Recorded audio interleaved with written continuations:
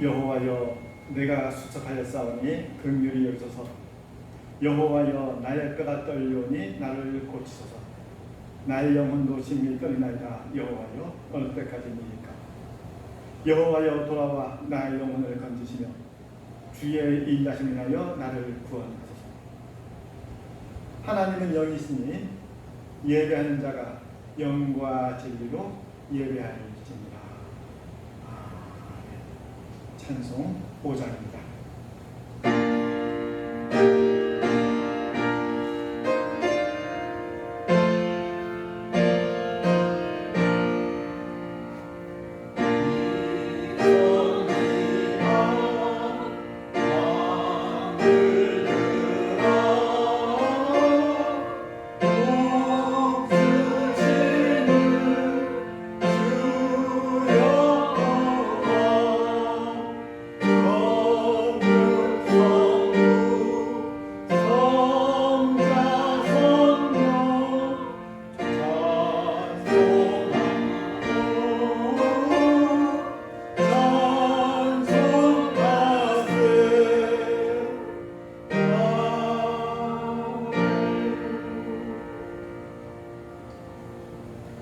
영원히 찬양을 받으실 주 여호와 우리 아버지 하나님, 그 놀라우신 능력과 크신 은총을 인하여 주께 영광 돌립니다.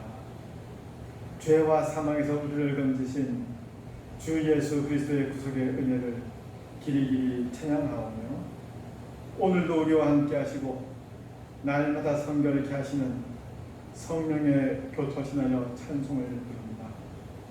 성부, 성자, 성령께 세세 무궁토록 영광 있을지어다. 겸손한 마음으로 참회의 기도를 드리시겠습니다. 긍휼히 풍성하신 아버지 하나님, 저희들 오늘도 이렇게 아버지 앞에 머리 조아립니다. 아버지를 배울 만한 정결함이 없는 것 알면서도 친히 허락하시기에 이렇게 머리 조아리었고, 하나님 친히 베푸신 사죄의 약속이 있기에 저희를 한 마음으로 아버지를 찾습니다. 다음에 각 신령 친히 헤아려 주옵소서. 알고 지은 죄가 많습니다. 모르고 지은 죄는 얼마나 더 많겠사옵니까? 고개를 들 수 없는 죄인들이오나 친히 용납해 주시고 이 모든 허물서리를 건져 주시기를 기도하옵나이다. 하나님의 뜻이 어디 있는지 어렴풋이나마 알고 있으면서 그 뜻을 거역하고 살았사옵고, 하나님께서 기뻐하시지 않는 바가 무엇인지 알면서 불신앙적으로 죄악과 더불어 다니며 죄악을 먹고 마시며 살아온 그 모든 죄를 자복기원히 용서해 주시기를 기도하옵나이다. 하나님 아버지, 참으로 저희한테 많은 것 주셨지만 감사할 줄 몰랐습니다. 게으르게 행했으며 하나님의 이름을 욕되게 행했으며 하찮은 이득을 위해서 하나님의 영광을 가린 적이 너무도 많았사오고, 아무것도 아닌 명예와 자존심 때문에 하나님의 이름을 더럽힌 적이 너무도 많았습니다. 이제 자복비오니 불쌍히 여겨 주옵시오. 이 모든 악소리를 건져 주시기를 기도하옵나이다.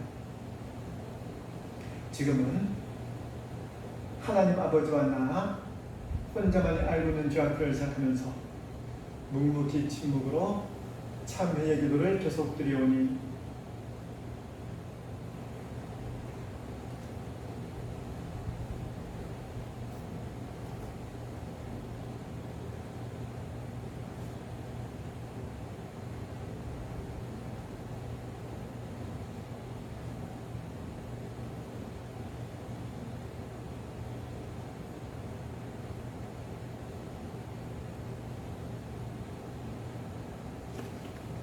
너희는 여호와를 만날 만한 때에 찾으라. 가까이 계실 때에 그를 부르라. 악인은 그 길을, 불의한 자는 그 생각을 버리고 여호와께로 돌아오라. 그리하면 그가 긍휼히 여기시리라. 우리 하나님께로 나아오라. 그가 너희를 용서하시리라. 아멘. 사도신경으로 교회의 신앙을 고백하시겠습니다. 나는 전능하신 아버지 하나님 천지의 창조주를 믿습니다. 나는 그의 유일하신 아들 우리 주 예수 그리스도를 믿습니다. 그는 성령으로 잉태되어 동정녀 마리아에게서 나시고 본디오 빌라도에게 고난을 받아 십자가에 못 박혀 죽으시고 장사된 지 사흘 만에 죽은 자 가운데서 다시 살아나셨으며 하늘에 오르시어 전능하신 아버지 하나님 우편에 앉아 계시다가 거기로부터 살아있는 자와 죽은 자를 심판하러 오십니다. 나는 성령을 믿으며 거룩한 교회와 성도의 교제와 죄를 용서받는 것과 몸의 부활과 영생을 믿습니다. 앉으시겠습니다. 교도문 78번입니다.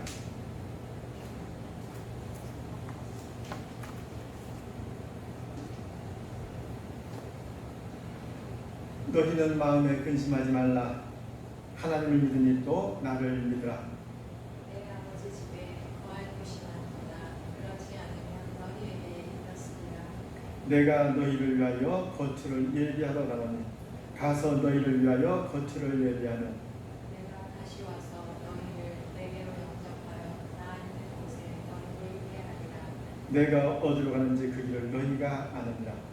도마가 이르되 주여 주께서 어디로 가시는지 우리가 알지 못하거늘 그 길을 어찌 알겠사옵나이까. 예수께서 이르시되 내가 곧 길이요 진리요 생명이니 나로 말미암지 않고는 아버지께로 자가 없느니라. 아멘. 찬송 210장입니다.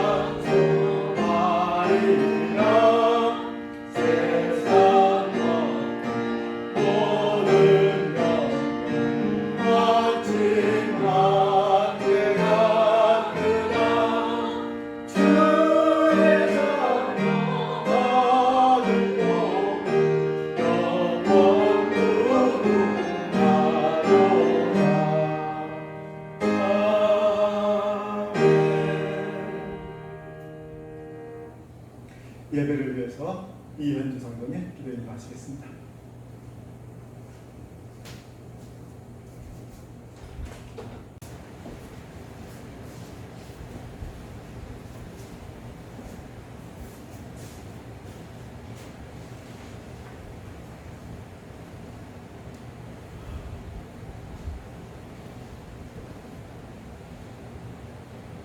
하나님 아버지, 오늘도 저희에게 거룩한 날 주일을 허락하시고 2021년 8월 첫날 첫째 주일에 이렇게 하나님을 예배하게 하시니 감사합니다.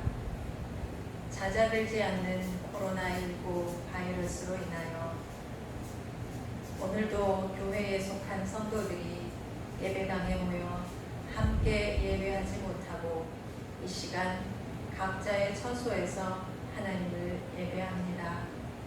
비록 몸은 떨어져 있지만 하늘 아버지를 사모하며 경외하는 같은 마음으로 오롯이 하나님을 예배하도록 성령 저희의 심령을 주장하여 주시옵소서. 코로나19로 인하여 곳곳에서 힘들어하는 사람들과 확진자들을 치료하며 돌보는 의료진들과 담당자들의 수고를 주님께서 친히 위로하여 주시고 그들에게 날마다 새 힘을 더하여 주시옵소서. 코로나19의 위력도 여전하고 불볕더위 또한 연일 계속되고 있어 몸도 마음도 지치고 힘들 수밖에 없지만 모든 상황 속에서 저희를 인도하시고 붙들어 주시는 주님을 믿고 의지함으로 매일의 삶 속에서 평안함을 누리게 하옵소서. 저희가 이 세상을 살아가는 동안 어려움과 고통, 실패와 좌절 등이 어찌 저희 삶을 비껴가겠습니까? 어떤 상황에 처하게 되든지 저희가 하나님의 자녀임을 기억하게 하시고 그의 날 안디옥 교회에서 그리스도인이라 일컬음받았던 사도들처럼 결코 흐트러짐 없는 믿음의 삶을 살아가도록 성령께서 저희를 굳게 붙들어 주시옵소서. 이 시간 하나님의 말씀을 듣는 저희 모두 성령과 믿음이 충만함에 이르게 하시고 온전히 주님을 따르는 삶의 자리에 있게 하옵소서. 저희가 처한 모든 어려운 상황 중에 저희를 위로하시고 인도하시는 예수 그리스도의 이름으로 기도합니다. 아멘.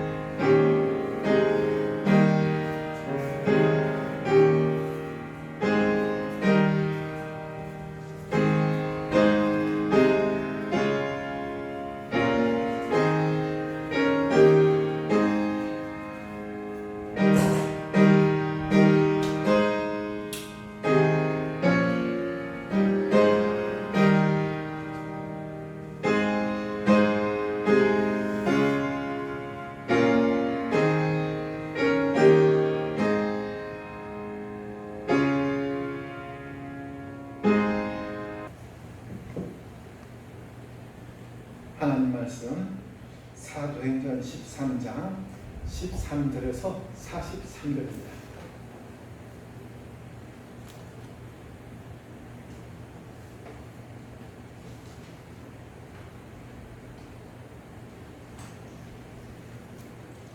한 절씩 교독하시겠습니다.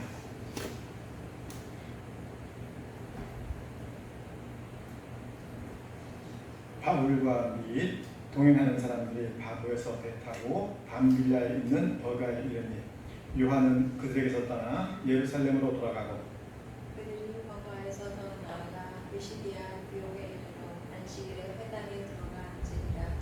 율법과 선자의 글을 읽은 후에 회당장들이 사람을 보니 물어 이르되 형제들아 만일 백성을 권할 말이 있거든 말하라 하니 바울이 일어나 손짓하며 말하되 이스라엘 사람들과 하나님을 경외하는 사람들아 들으라. 이 이스라엘 백성의 하나님이 우리 주상들을 택하시고 애굽 땅에서 나그네 된 그 백성을 높여 큰 권능으로 인도하여 내사 광야에서 약 40년간 그들의 소행을 참으시고 가나안 땅 7족속을 멸하사 그 땅을 기업으로 주시기까지 약 450년간이라. 그 후에 선지자 사무엘에게까지 사사를 주셨더니 그 후에 그들이 왕을 구하거늘 하나님이 베냐민 지파 사람 기스의 아들 사울을 40년간 주셨다가 해하시고 다윗을 왕으로 세우시고 증언하여 이르시되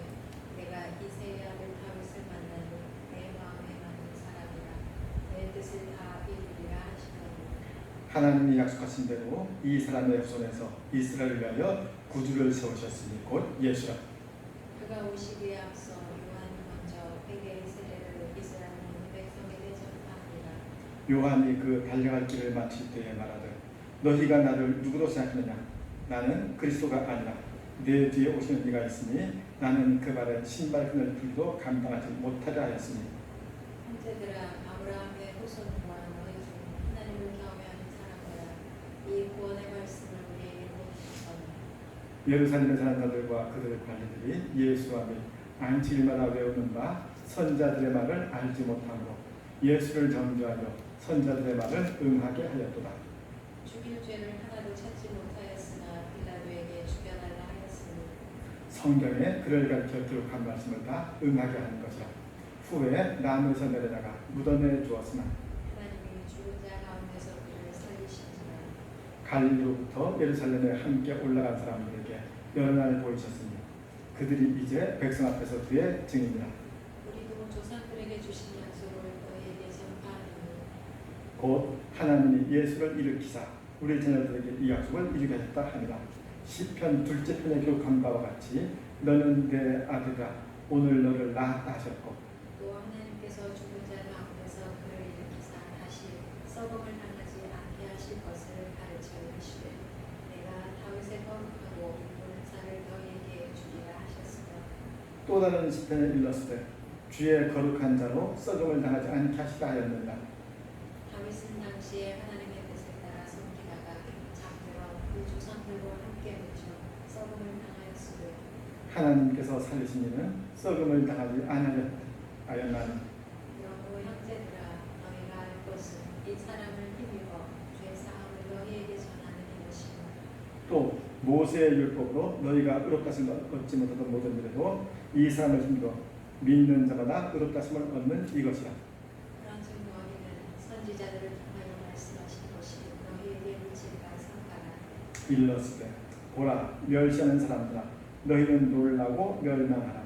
내가 너희 때를 당하여 한 일을 행할 것이니 사람이 너희에게 일러줄지라도 도무지 믿지 못할 일이라 하였느니라 하니라.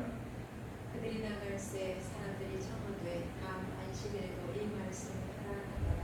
회당의 모임이 끝난 후에 유대인과 유대교에 입고한 경건한 사람들이 많이 바울과 바나바를 따르니 두 사도가 더불어 말하고 항상 하나님의 은혜 가운데 있으라 권하니라. 아멘. 이 말씀 통하여 하나님 우리 모두한테 은혜 주시기를 기원드립니다.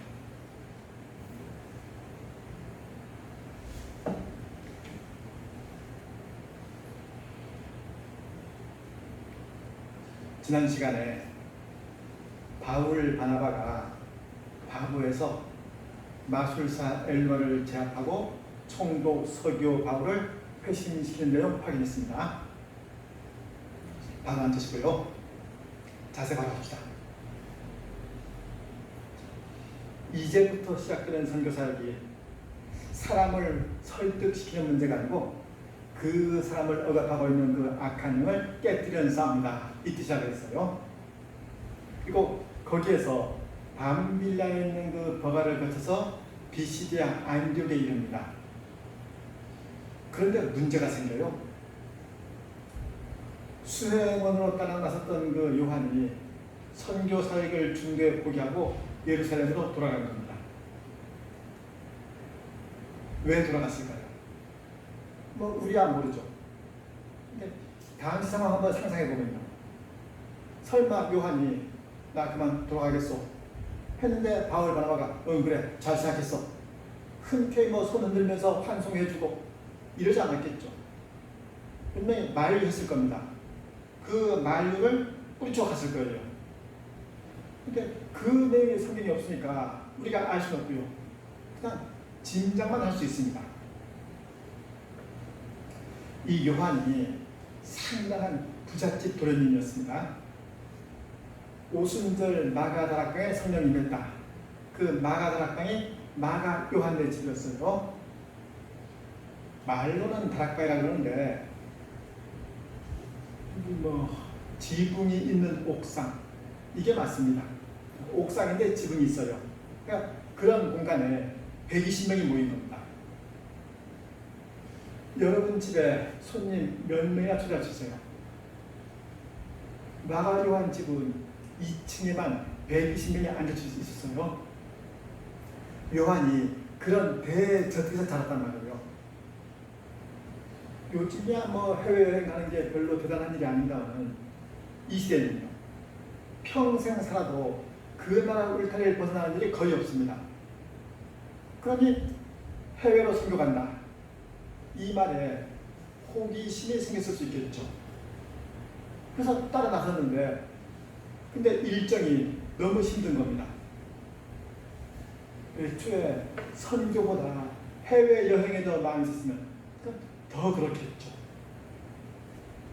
게다가 버가는 해안 도시인데 비시디아 안디옥은 해발 1100m에 있는 고지대입니다. 거기에 가려면은 다우르산 계곡을 넘어야 돼요. 이 다우르산 계곡은요, 소아시아에서 제일 험준하기로 이름 높은 곳입니다. 험준하니까 인적이 드물고 강도도 많아요. 지금까지도 힘들었는데 앞으로 더 힘들어야 됩니다. 아마 그래서 포기했을 거다, 이런 주장이 제일 설득력이 많습니다. 그런데 요한이 왜 포기했느냐, 그 이유를 추리하니까 사실 별로 의미가 없어요. 왜요? 성경이 그 이유를 말하고 있지 않잖아요.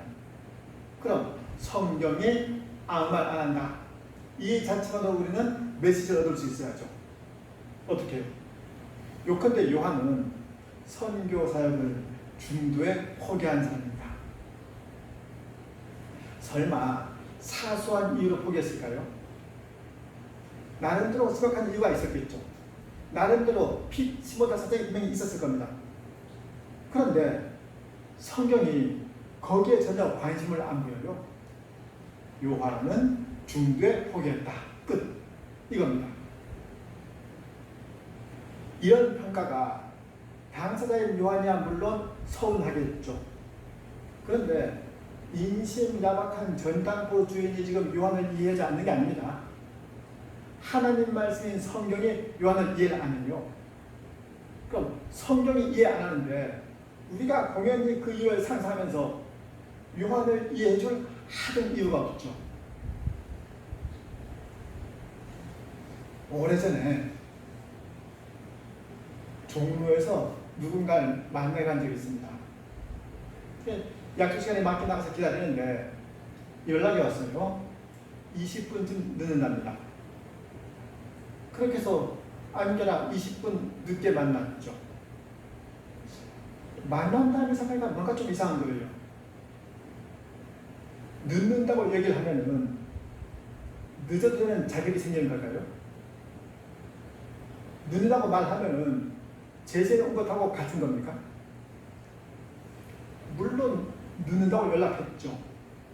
아니, 늦으면 당연히 연락은 해야죠. 늦는데 연락조차 안 하는 건 말이 안 되잖아요. 근데 아무리 연락했어도 늦은 건 늦은 거죠. 제가 너무 야박한가요? 뭐 야박하다고 하면은 야박한 거 인정할 수 있습니다. 그 대신 경우를 바꿔볼게요. 신자는 신자답게 살아야 된다, 이거 어때요? 만약에 신자답게 살 수 없는 타당한 사유가 있으면은 신자답게 살지 않아도 신자답게 산 걸로 인정되는 건가요? 그런 거 없죠. 우리는 당연히 신자답게 살아야 됩니다. 아무리 눈물겨운 사연이 있어도요, 신자답게 살지 않으면 그건 신자답게 살지 않은 거죠. 자기 처지가 얼마나 딱한지 이걸 열심히 얘기하면은 옆 사람은 뭐 이해해 줄 수 있습니다. 같은 구역 식구도 이해해 줄 거예요. 성경은 이해를 안 합니다. 군에 입대하면요, 제일 먼저 받는 훈련이 제식 훈련입니다. 그거 참 재미없어요. 앞으로 가면 앞으로 가고, 제자리 서면 제자리 서고, 뒤로 돌아가면 뒤로 돌아가고, 이 뻔하고 단순한 훈련을 오전 내내 하고 점심 먹고 오후 내내 또 합니다. 참 지겹죠. 한 번은 교관이 말합니다. 이 훈련을 왜 하는지 아는가? 여러분이 명령에 죽고 명령에 사는 군인이기 때문이다. 비록 지금은 연병에서 훈련하고 있지만은 실제 전쟁터에서도 앞으로 가면 앞으로 가야 한다. 군인한테는 명령이 전부잖아요. 무좀이 얼마나 심한지, 전차에 돌이 몇 개 들어가는지 이런 거 안 따져요. 그럼 십자가 군방은 다를까요? 우리는요, 신앙 자세를 좀 더 적극적으로 가져올 필요가 있습니다. 주님의 욕은 언제나 신자답게 살라 이거지, 신자답게 살기 힘든 삶이 있으면 한번 얘기해봐라 이게 아니잖아요.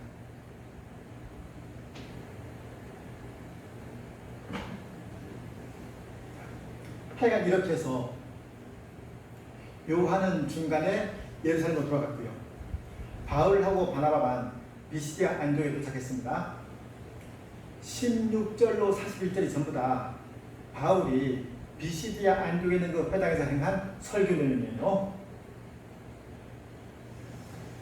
앞에서 베드로 설교 있었죠. 스데반 설교도 있었습니다. 지금 이 바울 설교도 그래요. 공통점이 있죠. 전부 다 이스라엘 역사를 근거로 예수 그리스도를 설명합니다. 이스라엘 역사를 근거로 예수를 설명한다. 무슨 뜻인가요? 기독교는 이치를 깨닫는 종교가 아니고 역사적인 사실에 근거하는 종교입니다. 만약에 기독교가 이치를 깨닫는 종교면요, 구세주가 굳이 예수라야 할 이유가 없죠. 누군지 와서 예수님이 하셨던 그 말씀만 똑같이 하면 그 사람이 구세주로 인정되어야죠. 산상수훈 생각해보세요. 산상수훈 내용을 예수님 말고 다른 사람이 하면 어떻게 되는 겁니까? 사실 그 산상수훈 그 내용 자체만 보면요, 모든 사람이 와서 경배할 만한 내용은 사실 아닐 수 있잖아요. 아니 뭐 남을 긍휼히 여겨라, 다른 사람과 화목하게 지내라, 이혼하지 말아라, 다른 사람 비난하지 말아라, 이 정도 내용이야 다른 종교도 있지 않을까요? 굳이 뭐 종교 형태 찾을 거 없습니다. 바른 생활 교과서만 잘 읽어도요, 이 정도 교훈은 얻을 수 있을 겁니다. 그런데도 우리가 산상수훈이라 그래요. 그 이유가 뭔가 하니 산상수훈 그 내용이 중요한 게 아니고 그 말씀을 하신 분이 예수님이다. 이게 중요한 겁니다. 그런 의미에서 예수님의 그 교훈이 아무리 심오해도요, 그 교훈이 기독교의 핵심이 될 수 없습니다. 기독교의 핵심은 교훈이나 사상이 아니고 언제나 예수 그리스도죠. 바울이 지금 그 말 하는 겁니다. 그래도 이상한 게 있어요.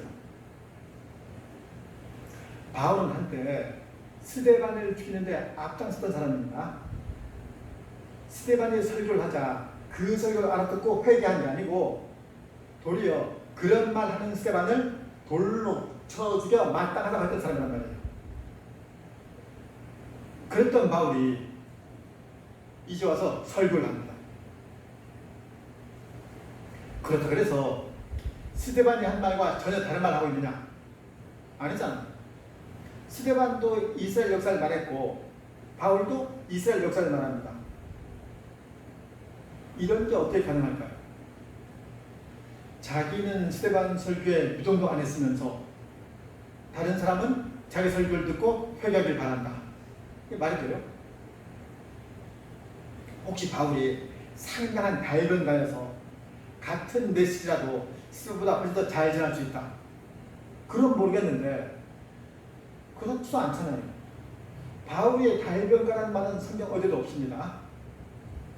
전하는 말에 따르면요, 바울은 대머리인데다가 외모도 참 볼 것 없었다고 합니다. 스데반은요? 스데반은 얼굴이 천사와 같았다 그랬잖아요. 스데반이 지혜와 선으로 말하는 걸 유대인들이 감당을 못했다고 합니다. 설교 내용도 바울의 내용보다 훨씬 더 깊고 풍성해요. 바울은 모든 면에서 스데반한테 밀립니다. 일단 외모가 밀려요. 언변이 밀립니다. 설교 내용도 딱히 뭐 내세울 게 없어요. 그런데 자기는 스테반 설교를 듣고 돌로 쳤으면서 스테반보다 못한 메시지를, 못한 언어로 전하는 자기 메시지를 듣고 여러분 회개하십시오. 말이 되나요? 여기서 우리는요, 설교가 뭐길래 이런 의문을 갖습니다. 설교가 뭔데 그러는 거예요? 우리 생각엔요, 설교를 잘해야 사람들이 알아들을 것 같은데 성경이 말하는 설교는 그게 아닌 거죠.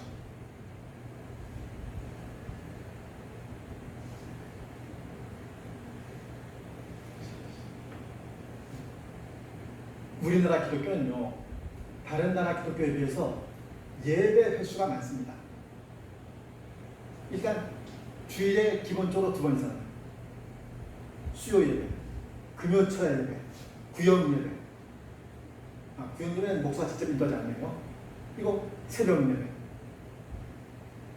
그것만요, 신방가도 예배를 드리고요. 돌, 장례, 결혼, 모든 예배마다 그 중심은 설교죠.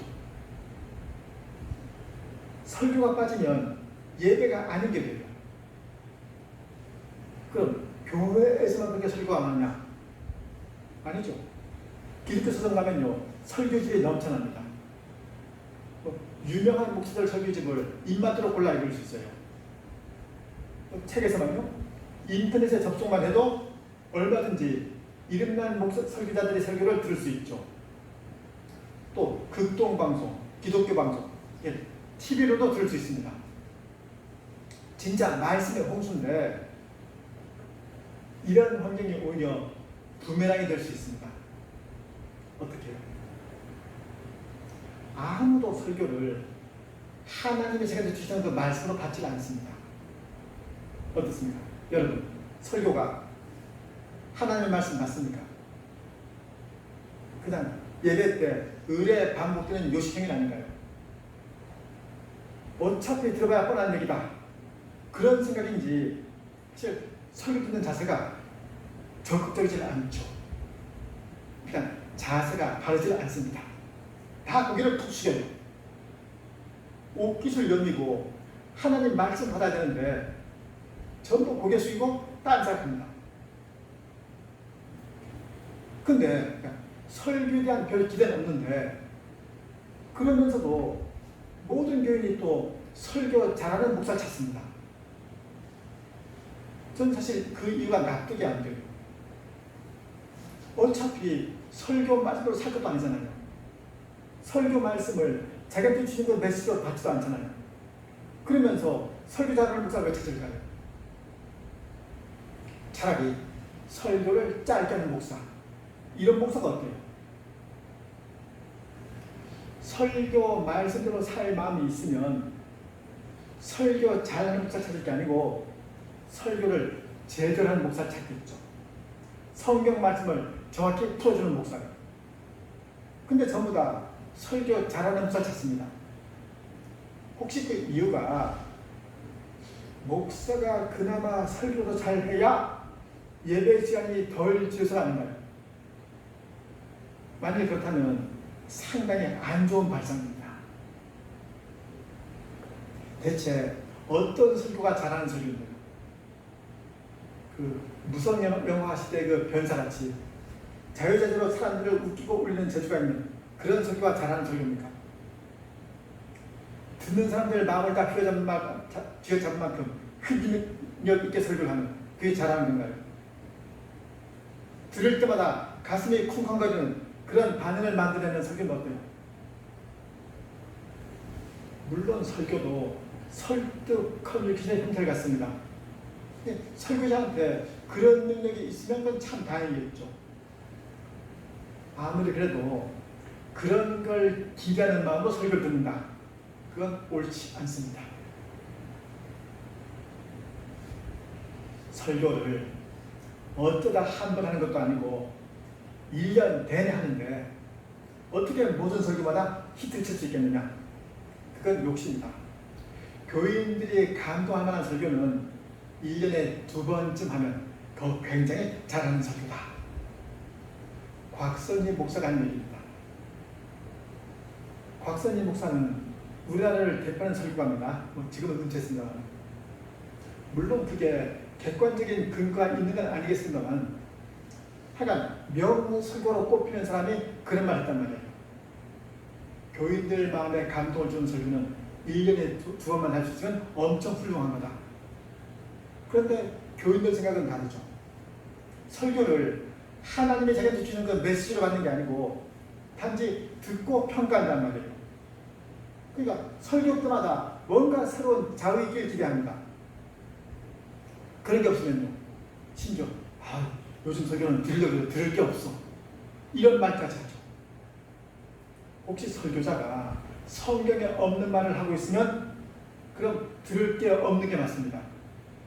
그게 아니면 설교는 성경에 근거한 말씀이다. 그 이유만으로 귀담아 들어야죠. 설교자의 재주는 이건 일단 둘째 치는 겁니다. 설교자의 재주에 따라서 설교의 가치가 오락가락한다면 그때 설교는 하나님 말씀이 아니겠죠. 흔한 오해 중에 하나가 성경을 지루한 책으로 여기는 겁니다. 심지어요, 잠 안 올 때 읽으면 좋은 책. 이런 불경선 말도 서슴없이 해요. 물론 사람에 따라서 성경이 지루한 책일 수 있습니다. 그럼 그게 정상일까요? 그 사람 영성에 문제가 있는 거죠. 문제는요, 대부분이 다 그렇다는 거예요. 이렇게 다수가 틀린 거, 이거 참 조심해야 됩니다. 다수가 틀리면요, 전체 분위기가 틀린 쪽으로 흘러간단 말이에요. 다수결로 정하면 성경은 지루한 책이죠. 설교도 그렇습니다. 설교를 하나님이 자기한테 주시는 그 말씀으로 들어야 되는 줄 모르고 설교를 어떻게 하는지 평가만 해요. 그걸 정사로 합니다. 고쳐될 병폐인 걸 아무도 모르죠. 여러분 그 식당에서 종업원님 음식 서빙하면서 맛있게 드세요 할 수 있죠. 맛있게 드세요. 저는 그 말을 들을 때마다 은근히 이상해요. 아니 맛있게 만들었으면 맛있게 먹겠죠. 맛 없게 만들었으면 맛있게 먹고 싶어도 맛있게 먹을 재간이 없잖아요. 근데 왜 자기네가 만들어 놓은 걸 맛있게 먹으래요? 그런데도 그런 말 하는 건요, 음식 맛 자체 이것만 중요한 게 아니고 어떻게 먹는지 이것도 중요한 얘기죠. 사실 그래요. 손님 앞에 음식이 나오면 그걸로 이미 맛은 고정됐잖아요. 음식이 나온 상태에서 그 맛을 고칠 수 없습니다. 남은 일은 음식이 맛있어지길 바라는 일이 아니고 손님이 맛있게 먹는 일이죠. 설교가 그렇거든요. 분명히 같은 설교입니다. 같은 설교인데 어떤 사람은 은혜 받고 어떤 사람은 하품을 합니다. 게다가 은혜 받는 사람은 주로 은혜 받고요, 하품하는 사람은 주로 하품을 합니다. 결국 설교를 하는 사람한테만 책임이 있는 게 아니고 설교를 듣는 사람한테도 책임이 있다는 뜻이죠. 만약에 이 설교의 관건이 얼마나 잘하느냐 이런 문제는요, 바울은 평생 설교를 하지 말아야 됩니다. 지혜와 성령이 충만한 그 스반 설교를 듣고도, 천사의 얼굴을 한 그 스반 설교를 듣고도 돌로 쳤던 사람이 스반보다 훨씬 못한 설교를 무슨 날짜로 하는 거예요? 왜 그런 거 아니? 요컨대 설교는 설득이 아니고 선포거든요. 물론 설교에 설득의 요소가 있긴 있습니다. 아무리 그러지요, 말을 좀 있게 잘해서 알아듣게 하는 것, 이게 주가 아니고 하나님 말씀이 이러하시다, 일방적으로 선포하는 겁니다. 이게 먼저예요.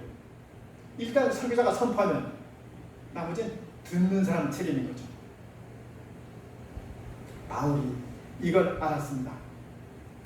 예전에 스데반의 설교를 통해서 자기를 치자오셨던 그 성령님이 이제 자기를 통해서 다른 사람을 치자간다는 것, 이걸 알았단 말이에요.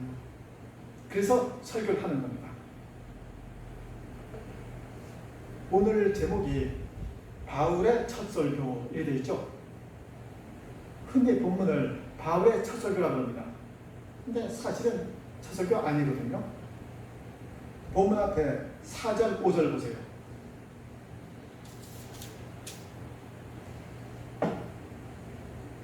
두 사람이 성령의 보내심을 받아 실루기아에 내려가 거기서 배 타고 구브로에 가서 살람에 이르러 하나님의 말씀을 유대인의 여러 회당에서 전할세 요한을 수행원으로 두었더라.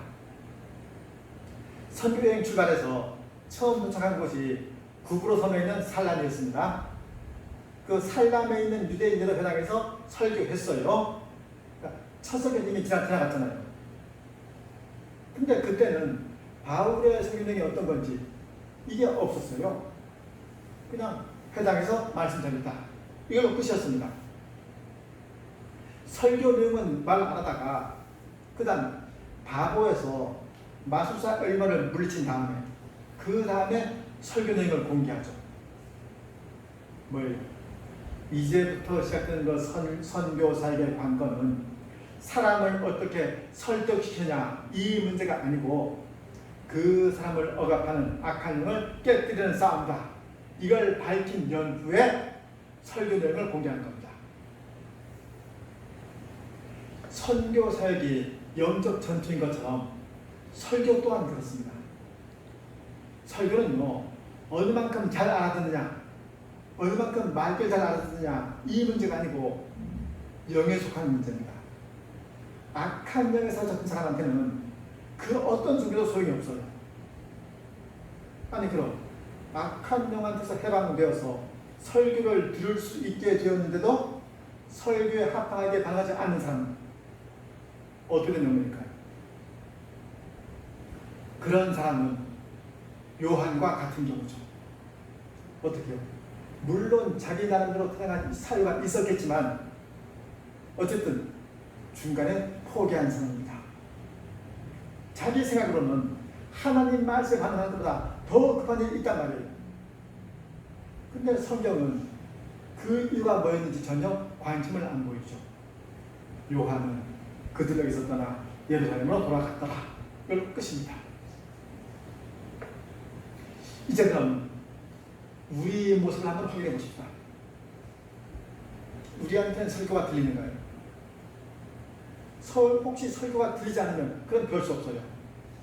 그런 사람은 하나님의 사람으로 살아야 될 책임도 없습니다. 설교가 안 들리면 그걸로 그만입니다. 만약에 설교가 들리면요, 그럼 하나님의 사람으로 살아야 될 책임도 당연히 있는 사람이죠. 하나님께서 그 옛날 스데반 설교를 통해서 바울을 찾아갔었던 것처럼 바울의 설교를 통해서 비시디아 안디옥 사람들을 찾아가셨고요.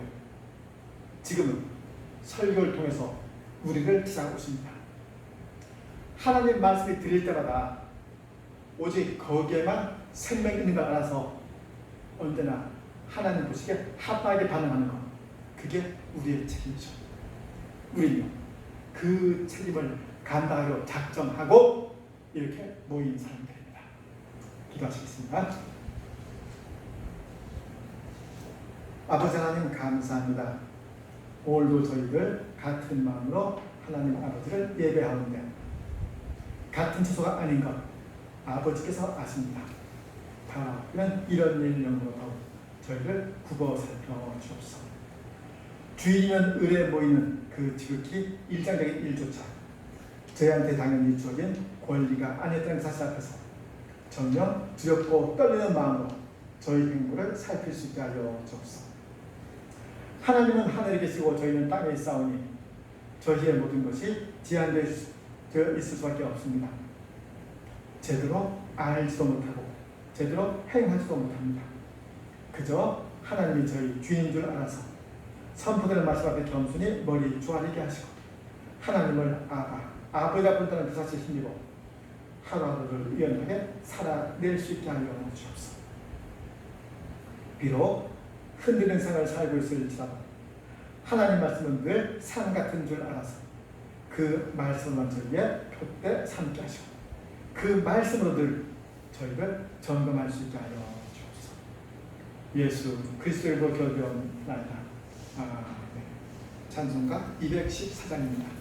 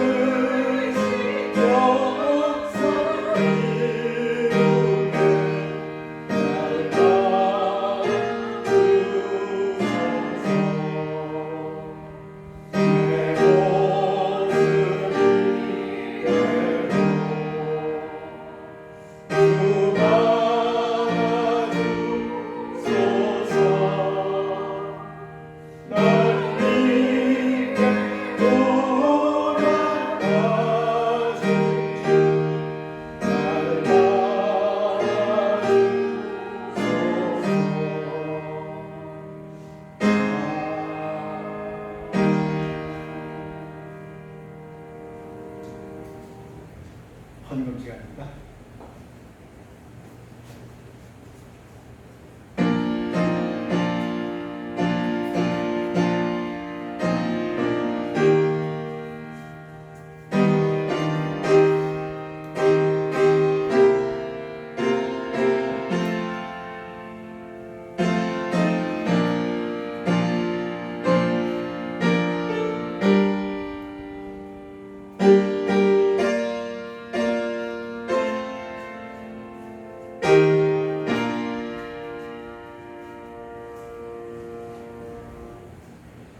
은혜가 한량없으신 아버지 하나님, 이 시간 저희들 아버지 앞에 헌금을 드립니다.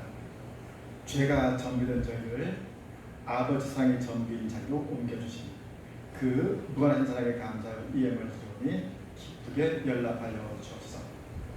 저희가 드리는 모든 헌금이 자원하는 마음으로 인색함 없이 드리는 헌금일 수 있기를 소원하옵고, 아버지 앞에 진정 거짓 없이 진실되게 드릴 수 있기를 소원합니다.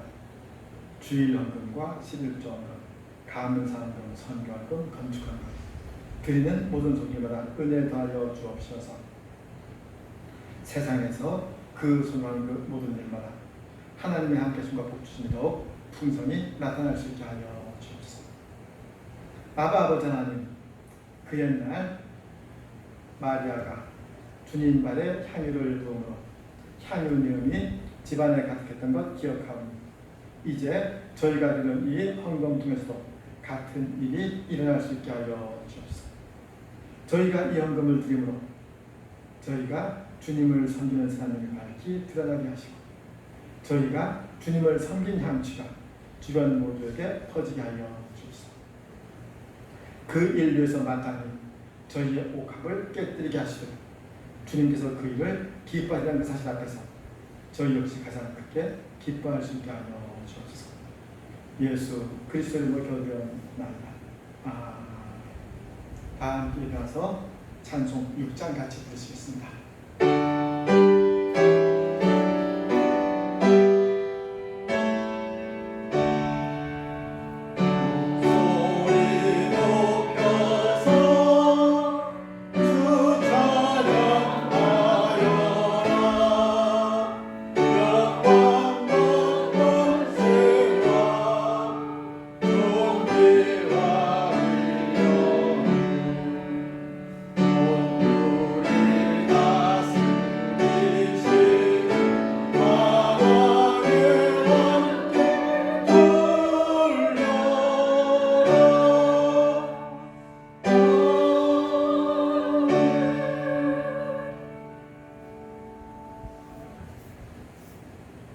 지금은 우리 주 예수 그리스도의 은혜와 하늘 아버지의 무한하신 사랑하심과 보혜사 성령님의 감동, 교통, 위로하심 함께 머리 조아린 사랑하시는 백성들 머리머리 이제부터 영원히 함께 하시옵기를 간절히 축원하옵나이다.